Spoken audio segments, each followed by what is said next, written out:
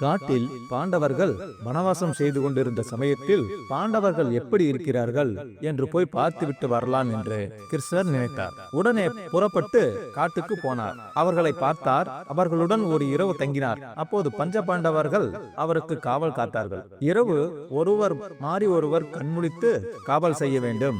முதலில் அர்ஜுனன் காவல் காத்தான்.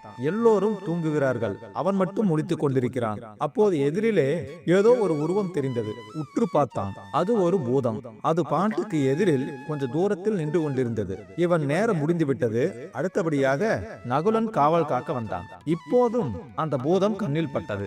ஆனால் அது முதல் இருந்ததை விட கொஞ்சம் பெரிதாக இருந்தது. அடுத்தபடியாக சகாதேவன், பீமன், தருமன் இப்படி மாறி மாறி காவல் பொறுப்பை ஏற்றுக்கொண்டார்கள். அந்த பூதத்தின் வடிவம் பெரிதாகிக் கொண்டே வந்தது. ஒவ்வொருவரும் அதை கொல்ல முயற்சி செய்தார்கள். இரவு காவல் பணியில் பாண்டவர்கள் இப்படி மாறி மாறி இருப்பதை பார்த்ததும் கிருஷ்ணர் தர்மரை பார்த்து கேட்டார், இந்த காவல் பணியில் எனக்கும் ஒரு வாய்ப்பு கொடுக்க கூடாதா? நானும் கொஞ்ச நேரம் கண் விழித்து காவல் காக்கிறேன். இதுக்கு தர்ம சொன்னார், செய்யுங்கள். இந்த உலகத்தையே பாதுகாப்பதும் நீங்கள் தான், பாண்டவர்களை பாதுகாப்பதும் நீங்கள் தான். இந்த பாதுகாப்பு பணியில் ஈடுபட வேண்டும் என்று நீங்கள் நினைத்தால் அதை வேண்டாம் என்று சொல்வதற்கு நாங்கள் யார் என்றார். நண்பர்களே, உங்களுக்கு கடவுள் நம்பிக்கை இருந்தால் ஓம் நமச்சிவாயா என்ற மந்திர சொல்லை கமாண்டில் பதிவு செய்யவும். ஒவ்வொருவராக காவல் காத்து முடிந்த போது கிருஷ்ணர் வர வேண்டிய முறை. காவலுக்கு கிருஷ்ணர் புறப்பட்டார். இப்போது தர்மர் சொன்னார், கிருஷ்ணா, காட்டிலே ஒரு பெரிய பூதம் இருக்கிறது. அது வர வர பெரிதாய் கொண்டே வருகிறது. அது உங்களுக்கு ஏதாவது இடைஞ்சல் கொடுக்கும். அதனாலே நீங்கள் போகாமல் இருப்பது நல்லது என்றார். அதற்கு கிருஷ்ணர், இப்படி என் மேலே உனக்கு சந்தேகம் வரலாமா? ஏன் இப்படிப்பட்ட சந்தேகம்? அது உன்னுடைய பலவீனம். நான் நிச்சயமாக காவல் பணி செய்யத்தான் போகிறேன் என்றார். 2 மணியிலிருந்து 3 மணி வரைக்கும் அவருடைய நேரம். 3 மணிக்கு மேலே அர்ஜுனன் வர வேண்டும். அதனால் 3 மணிக்கு அர்ஜுனன் வந்தான். அர்ஜுனன் வந்து பார்க்கிறான், கிருஷ்ணர் சிரித்துக் கொண்டே இருக்கிறார். அவன் பார்க்கிறான், பூதத்தையும் காணும், பிசாசையும் காணும். அர்ஜுனன் கேட்கிறான், அந்த பூதத்தை அழித்து விட்டாயா? இப்போது கிருஷ்ணன் சொல்கிறார், அர்ஜுனா, நான் எந்த பூதத்தையும் பிசாசையும் பார்க்கவில்லை. என் கண்ணுக்கு அப்படி எதுவும் தெரியவில்லை. எதுவுமே நம்முடைய பிரதிபலிப்பு தான். நம்முடைய கோபம் தான் நமக்கு முன்னால் அரக்கத்தனமாக காட்சியளிக்கிறது. எவ்வளவுக்கு எவ்வளவு கோபம் அதிகரிக்கிறதோ அந்த அளவுக்கு சமமாக அதுவும் வளர்கிறது. எனக்கு யார் மீதும் கோபமோ வெறுப்போ இல்லை. உண்மையிலேயே நமக்குன்னு யாரும் எதிரிகள் கிடையாது. நம்முடைய குணங்கள் தான் நமக்கு எதிரிகள். உள்ளே இருக்கிற உணர்வுகள் தான் நமக்கு பிரதிபிம்பமாக வெளியே தெரிகின்றன. வெறுப்பே இல்லாமல் எல்லாத்தையும் அன்பால் நிரப்பும் போது நம் கண் முன் அன்புதான் தெரியும், அரக்கன் தெரிய மாட்டான் என்றார் கிருஷ்ணர். இன்னும் நிறைய கதைகளை பார்க்கலாம். நண்பர்களே, இன்னும் நீங்க இந்த வீடியோவை லைக் பண்ணலனா ஒரு லைக் கமெண்ட் பண்ணுங்க. நள்ளிரவு 12 மணியை தாண்டி விட்டது. ரயில் நிலையம் ஒரு இடுகாட்டை போல நிசப்தமாக இருந்தது. வானம் கருப்பு போர்வை போர்த்தியது போல இருட்டாக இருந்தது. அந்த பெரிய பிளாட்பாரத்தில் நான் மட்டும் தனியாக அமர்ந்திருந்தேன். நான் ஏறி செல்ல வேண்டிய ரயில் இன்னும் வரவில்லை. ஸ்டேஷனில் இருந்த பழைய கடிகாரம் டிக் டிக் என்று சத்தமிடுவது அந்த அமைதியில் எனக்கு ஒருவித பயத்தை தந்தது. திடீரென்று என் முதுகிற்கு பின்னால் ஒரு சத்தம் கேட்டது. யாரோ நடப்பது போன்ற யோசை. திரும்பி பார்த்தேன். சுமார் 25 மதிக்கத்தக்க ஒரு இளைஞன் மெதுவாக நடந்து வந்து என் பக்கத்தில் அமர்ந்தான். அவன் உடல் முழுவதும் வியர்வியால் நனைந்திருந்தது. அவன் அணிந்திருந்த சட்டை அங்கங்கே கிழிந்து கரியால் பூசப்பட்டது போல கருப்பாக இருந்தது. அவன் கண்கள் ஏதோ ஒரு பெரிய அதிர்ச்சியில் இருப்பது போல வெறித்து பார்த்து கொண்டிருந்தன. அவன் மனம் பிறந்தவனாகவோ மதுப்பிரியானாகவோ அல்லது புதிய போதை அடிமையாகவோ இருக்கக்கூடும் என்று சிந்தித்தேன். நான் மெதுவாக அவனிடம் கேட்டேன், தம்பி, சென்னை போற கடைசி வண்டி எப்போ வரும்னு தெரியுமா? ரொம்ப நேரமா காத்துக்கிட்டு இருக்கேன்.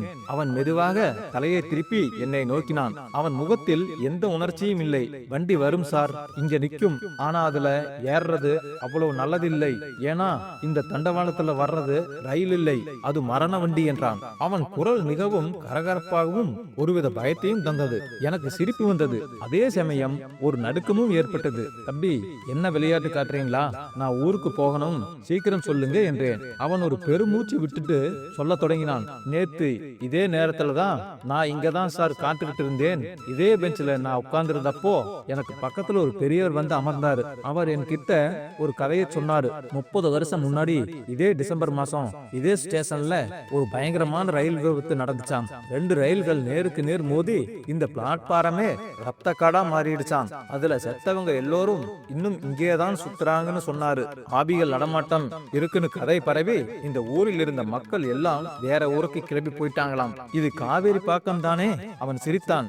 நானும் அதே தப்பு செஞ்சேன். இது காவேரி பாக்கம் இல்லை, சாவேரி பாக்கம். 30 வருஷமா ரயில் ஓடாத ஸ்டேஷன் இது. அவன் பேச பேச என் கைகடிகாரம் 12:25 காட்டியது. பிளாட்பாரத்தில் இருந்த ஒரே ஒரு விளக்கும் விட்டு விட்டு எரிய தொடங்கியது. அவன் தொடர்ந்தான். நான் அந்த பெரியவர் சொன்னதை நம்பல, வெறும் கதையை நினைச்சு சிரிச்சேன். ஆனா திடீரென்று தூரத்துல ஒரு சிவப்பு விளக்கு எரிஞ்சுக்கிட்டு ஒரு ரயில் வந்துச்சு. அந்த ரயில் வரும்போது தண்டவாளத்துல இரும்பு உரசும் சத்தமே இல்லை. ஒரு நிழல் வர்ற மாதிரி அமைதியா வந்து நின்னுச்சு. அந்த ரயிலோட ஜன்னல் வழியே நான் பார்த்தப்போ உள்ளே இருந்தவங்க யாருக்கும் முகமே இல்லை. சில பேருக்கு மண்டை ஓடு தெரிஞ்சது, சில பேருக்கு கண்கள் பிதுங்கி வெளியே வந்துருச்சு. நான் இப்போது உண்மையிலேயே பயந்து விட்டேன். அவனும் பயத்துடன் பேசினான். அவன் குரல் இப்போது தழுதழுத்தது. அந்த பெரியவர் திடீரென்று என் கையை பிடிச்சாரு. அவர் கை பனிக்கட்டி மாதிரி சில்லுன்னு இருந்துச்சு. பிளாட்பாரத்துல இருந்த அத்தனை தூண்களுக்கு பின்னாடியும் சிதைஞ்ச மனுஷ உருவங்கள் மாதிரி தெரிய ஆரம்பிச்சது.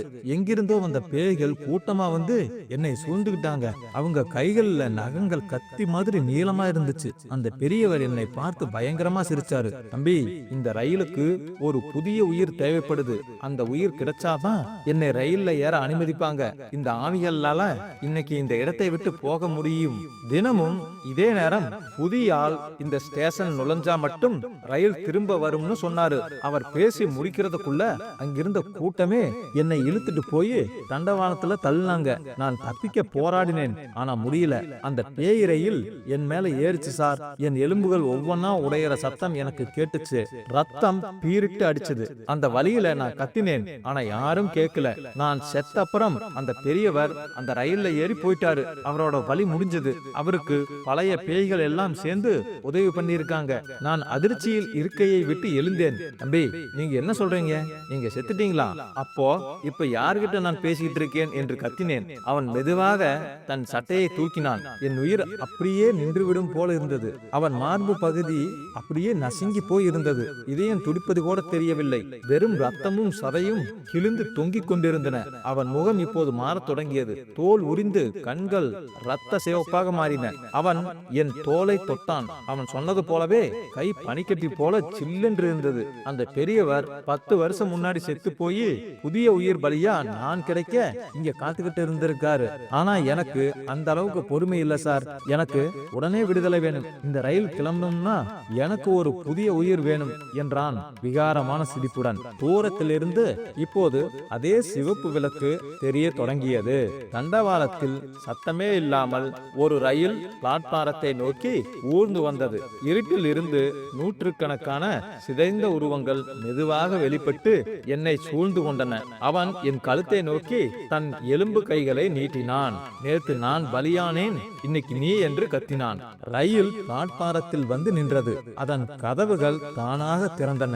உள்ளே இருந்த ஆவிகள் கைகளை நீட்டி என்னை அழைக்க தொடங்கின. நான் பயத்தில் அப்படியே உறைந்து போய் நின்றேன். என் கடைசி வினாடி வந்துவிட்டதை உணர்ந்தேன். அந்த இளைஞனை பிடித்து கீழே தள்ளினேன். அவன் கீழே விழுந்தான். நான் வேகமாக வெளியில் ஓடினேன். வேலி கம்பியில் மோதினேன். அதிர்ஷ்டவசமாக ரயில் நிலையத்தின் வெளிப்பக்கம் வந்து விழுந்தேன். அந்த இளைஞன் வேலி வரை வந்து அதை தாண்ட முடியாமல் அங்கேயே அமர்ந்து என்னை தவறவிட்டதற்காக அழத் தொடங்கினான். நான் நிற்காமல் ஓடி உயிர் பிழைத்தேன்.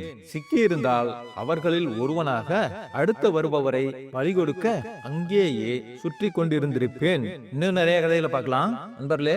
அடுத்து இந்த வலதோரத்துல இருக்கிற கட்டத்துல ஒரு சூப்பரான கதை இருக்கு, அதையும் தொட்டு பார்த்துருங்க. இன்னும் நிறைய கதைகளை பார்க்கலாம். லைக் பண்ணுங்க, கமெண்ட் பண்ணுங்க, ஷேர் பண்ணுங்க. மறக்காம நம்ம சேனலை சப்ஸ்கிரைப் பண்ணிருங்க. நன்றி நண்பர்களே.